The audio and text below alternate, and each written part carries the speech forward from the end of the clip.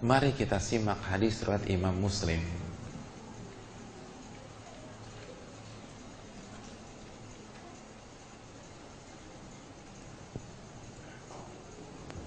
Nabi Musa alaihissalam itu pernah bertanya kepada Nabi kita pernah bertanya kepada Allah Subhanahu wa taala.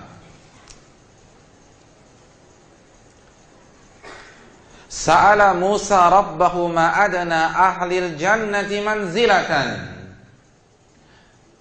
Nabi Musa pernah bertanya kepada Allah Subhanahu wa taala tentang penghuni surga yang paling miskin,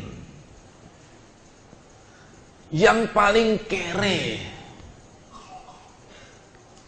yang paling gak punya apa-apa. Kan penghuni surga kan bertingkat-tingkat tuh hadirin sekalian. Ada yang Firdaus, dan kita meminta kepada Allah agar kita menjadi penghuni Firdausil A'la. Amin ya rabbal alamin.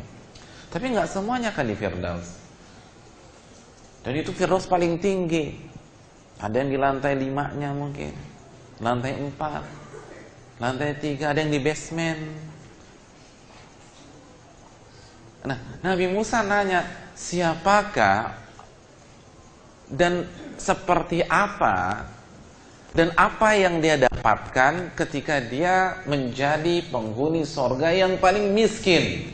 Nggak ada penghuni surga yang lebih tragis daripada dia. Jadi pertanyaan Nabi Musa, penghuni surga yang paling tragis, yang paling prihatin, yang paling rendah fasilitasnya.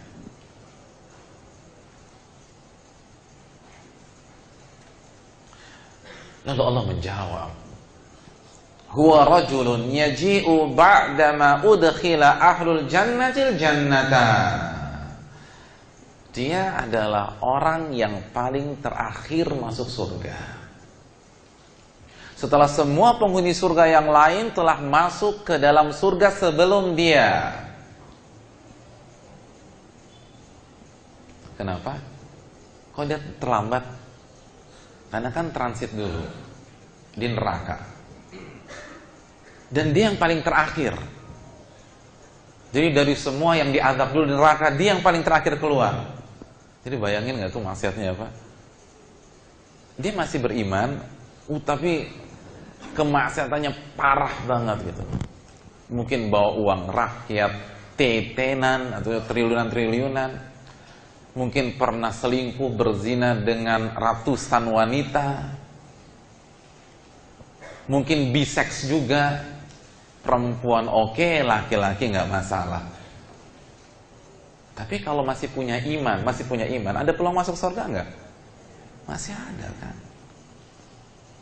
Pembunuh, nggak asal nusuk aja, mungkin dia dipotong-potong dulu gitu loh, dicincang, dijadikan daging cap misalnya.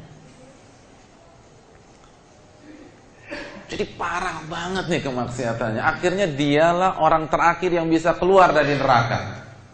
Semua udah masuk tuh. Semuanya udah. Tinggal dia terakhir. Begitu dia dipersilahkan masuk surga.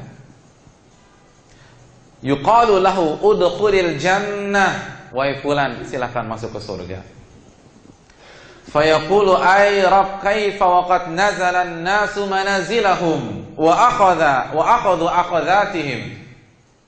Begitu dia masuk ke dalam surga, dia bingung. Lalu dia bertanya kepada Allah sambil meratap, ya Allah, saya mau tinggal di mana? Kayaknya surga udah penuh semua, udah dikapling-kaplingin sama orang, dan semua sudah menikmati fasilitas-fasilitas surga. Dia pesimis masih dapat kapling di surga, karena semua udah dapat bagian mereka masing-masing. Lalu Allah Subhanahu wa taala memberikan tawaran kepada dia, orang yang paling tragis, paling belakangan masuk surga. Fayuqalu lahu atarda an yakuna laka mithlu malakin atau mithlu malikin. min maliki dunia atau maliki min muluki dunia,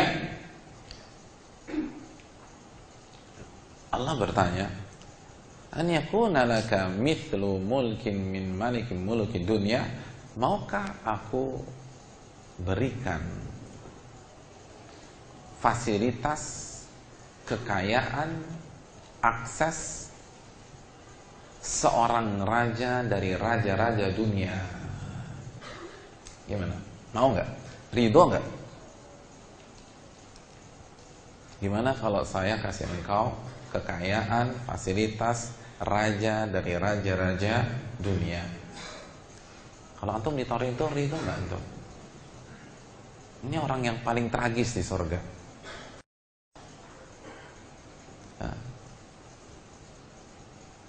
Ditawarin oleh Allah fasilitas raja dunia.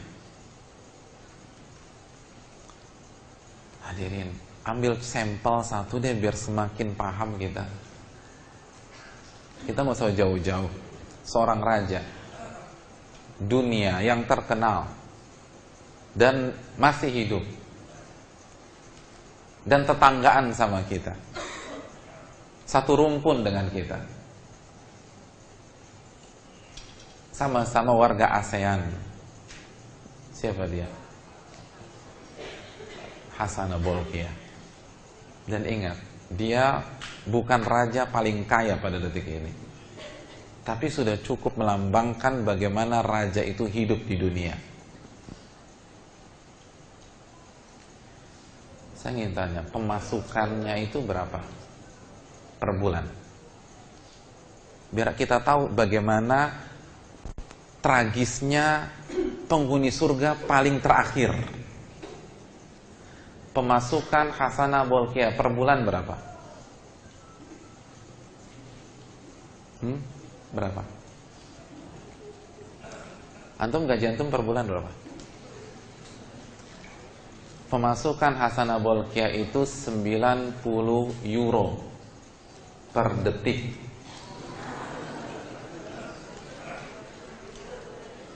Ya sekitar 1 jutaan lebih lah. Sama dong kayak saya, Pak. Saya juga UMR per detik. Per detik. Setiap detik kekayaannya bertambah 90 euro, 90 euro, 90 euro, 90 euro. Subhanallah.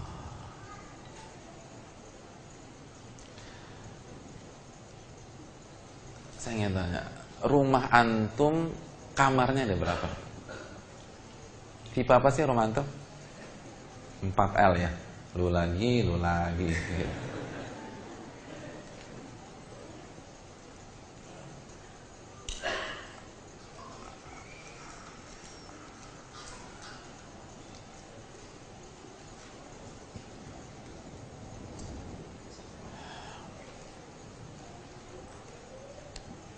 Dia punya 1788 ruangan. 1788 ruangan. Dan di antara 1788 ruangan itu ada 650 suite room yang taksiran satu kamarnya 150.000 euro, 1,7 M kira-kira ya. Saya nggak tahu euro pada hari ini berapa, kira-kira sekian lah.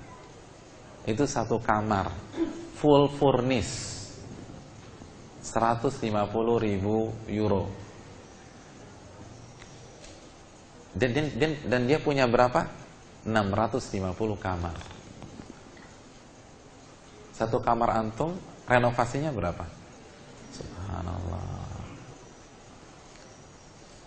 1788 ruangan. Dan perabotannya terbuat dari emas dan bertahta berlian. Karena kita tahu dia terkenal sebagai pencinta emas. Iya kan? Semua sendok emas, garpu emas, bajunya kan lapis emas. Salah satu orang terkenal di dunia pencinta emas sejati. Di rumah antum kamar mandi ada berapa? Kamar mandi. Kok bingung sih? Antum tinggal di mana selama ini? Karena kan nggak nanya ayat sama antum, nanya kamar mandi. Kalau ayat diem wajar.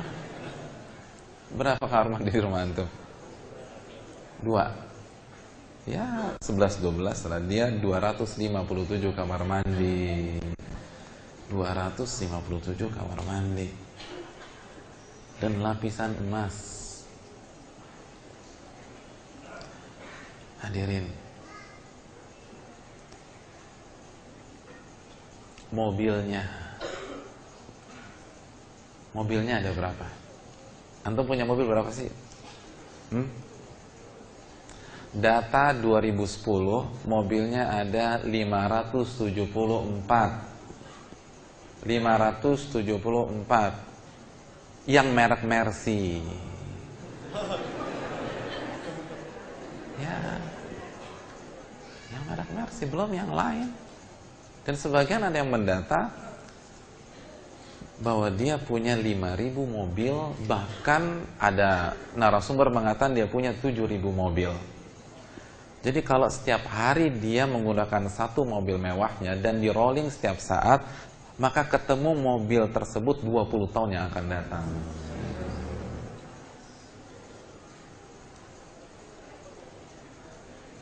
Antum ketemu mobil antum terakhir kapan?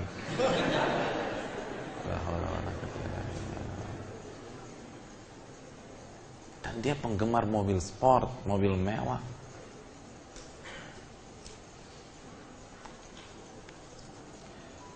Dia punya 400-an Ferrari, dia punya 20-an Lamborghini, dia punya 170-an Jaguar, dia punya 160-an Porsche, dia punya 130-an Rolls Royce.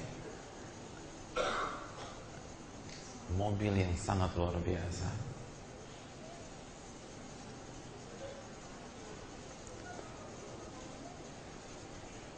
Dan dia punya pesawat Boeing 747 Renov.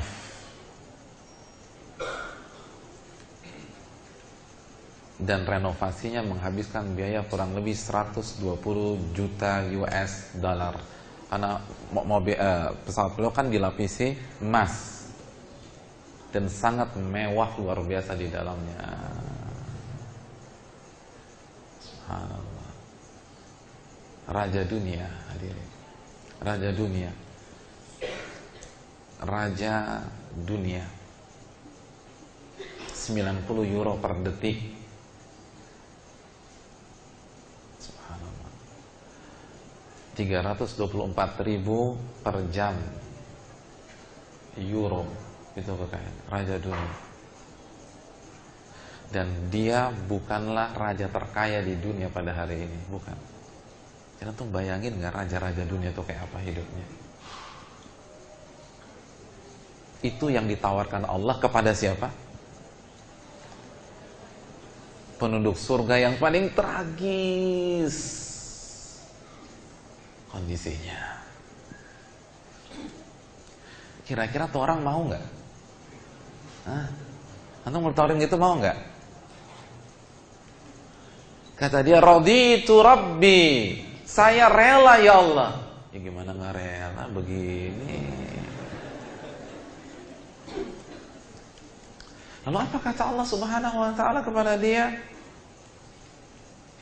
Fayaqulu laka dzalik wa mithluhu wa mithluhu wa mithluhu wa mithluhu.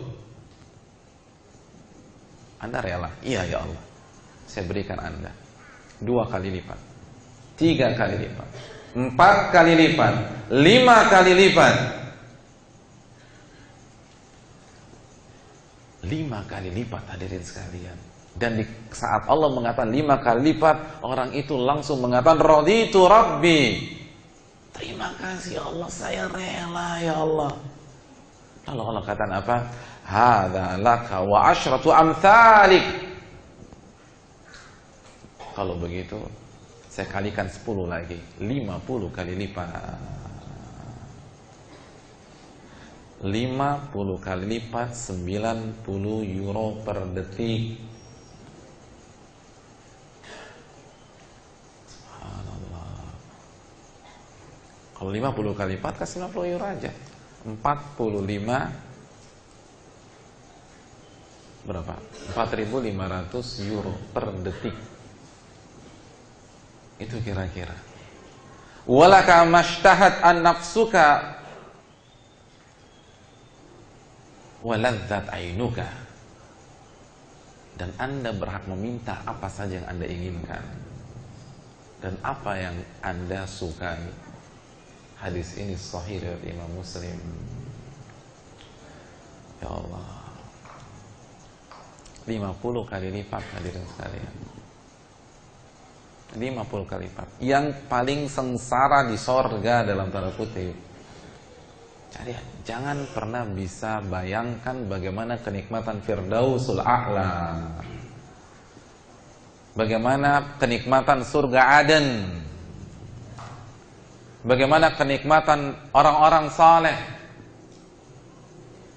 fasilitas yang didapatkan orang-orang yang setia, yang tidak zina, yang rajin beribadah kepada Allah, yang menjaga salat 5 waktu, yang menambah dengan salat-salat sunnahnya, duhanya, rawatibnya, tahajudnya, witirnya.